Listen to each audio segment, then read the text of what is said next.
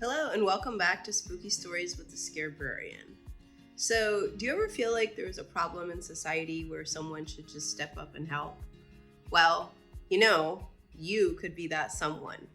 That's the theme of this book that I would like to talk about today, called Ghost Dog Secrets by Peg Kehret. Here's a closer look at the cover. And I love how taking action is at the center of this story. So Ghost Dog Secrets blends mystery, compassion, and animal rescue education. And I like how Rusty's teacher doesn't just talk about it, she is about it. She teaches her class. Rusty is the protagonist. Getting ahead of myself. She teaches a class about places like puppy mills, which are really horrible places where dogs are bred in the most inhumane of ways. And the class bonds together to raise money for puppies that were rescued from a puppy mill. But in the meantime, the protagonist, Rusty, he's up to his own little plan. He comes across a dog that he believes that is neglected and abused because it's chained up, and every single time he walks by the property where the dog is kept, there's never any food.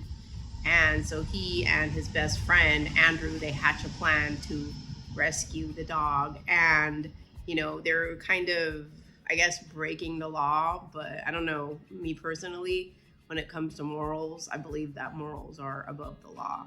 And when I was younger, I participated in something similar, getting a neglected dog away from its owner. And definitely ask me about that if you run into me. But this definitely reminds me of my own rescue dogs. I have 3 of them I'll introduce you to today. And it also reminds me of how I used to teach about rescues and dog rescues to my students when I was a teacher. And this brings back a lot of really sad memories, but a lot of really good ones too. So if you are someone that cares about animals and friendship and you like mysteries, then this is definitely the book for you. And just a heads up, if you find yourself wanting to help an animal in need, just keep yourself out of any dangerous situations. Because remember, sometimes dogs are scared, so they'll attack. Doesn't mean that they're a bad dog, they just don't know any better. And if you're trying to get a dog from like a busy road, that could be really dangerous, or if you're around a property which seems a little questionable. But if you can, try to have as much video evidence as possible and send it in to the animal control or the shelter, preferably a no-kill shelter, and hopefully they will ensure that the animal that you are concerned about will be rescued and get the care and protection that it deserves. So I hope you guys come to the library or go to your local bookstore and pick up Ghost Dog Rescue today. Okay, so this is my first dog. His name is Whistler, and I found him about 10 years ago. I was teaching at, where was I teaching? I think I was teaching at like a Bell High School, and I was going to school and he was running across the street near Plaza Mexico. So I basically followed him into Plaza Mexico, and I looked around and there wasn't anyone there. And so I called him and he came to me. That's usually like the kind of dogs that I recommend rescuing, like the ones that are friendly and they come to you. And he is friendly and he's very loving, but he's like the worst behaved dog that I've ever met. And I've had training for him and everything, but this boy has a mind of his own. He barks all the time. He is toilet trained, but sometimes likes to not act like it.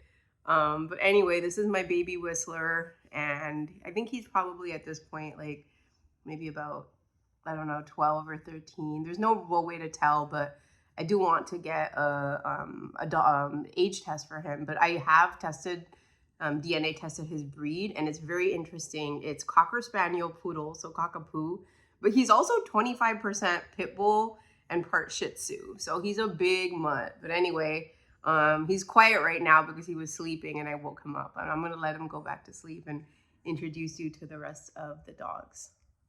So this is Venus. This is my housemate's dog, and I got her this little outfit that says bossy. because she is, and she loves to wear dresses. She feels bonita when she does it. And Venus is interesting because she's a total diva. She acts more like a cat. She wants to be pet when she wants to be pet. She doesn't always want you to pick her up and pet her. Like, she really wants to get away right now, I could tell. And she wants to eat when she wants to eat. And like I said, she loves to wear dresses and be girly.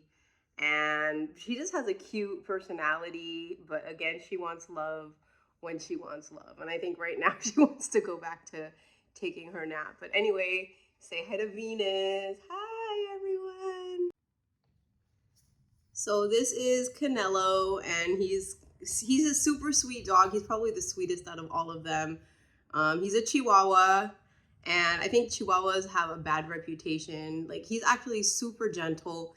He's a deer-legged Chihuahua. His legs are like very, very long. I don't know if you guys can tell, but he has like a little body and he has like long legs. He looks like one of those like little critters in Star Wars, like the black and white ones.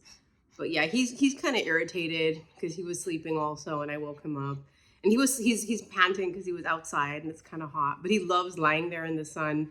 But anyway, he was a rescue, and I won't go too much into his story. I have a video like just about him, so definitely look that up. But anyway, you guys, I hope you enjoyed hearing about this book, Ghost Dog Secrets, and you're gonna go get it. And I hope you also enjoyed meeting my 3 dogs. Say bye, Canelo. He's gonna go back to sleep now. All right.